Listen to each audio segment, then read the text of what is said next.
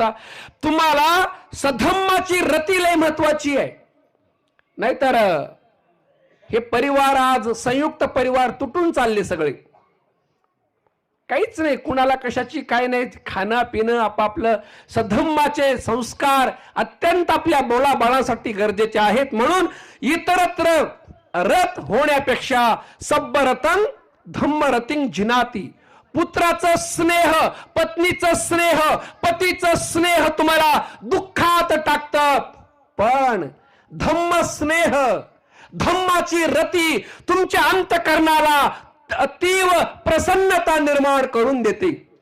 या खुरगावच्या धम्मभूमीत आल्यानंतर 1 महिना तुमच्या अंतकरणात हे धम्माचे तरंग असे निघाले पाहिजे सातत्याने. म्हणून सब्बरतिं धम्मरतिं जिनाती, धम्म प्रवचन ऐकणे, धम्म वाचन करणे, विपश्यना करणे, भिक्खू संघाचं दर्शन घेणे, बुद्धगया, सारनाथ, कुशीनगर, लुंबिनीला जाणे, याच्यामध्ये खऱ्या अर्थाने धम्माची रती दडलेली आहे. कारण ती धम्माची रती, मी काल तिथे प्रवचन दिलं त्या अंबानगर मध्ये, अर्ध्या बाया रडत होत्या, अर्ध्या बाया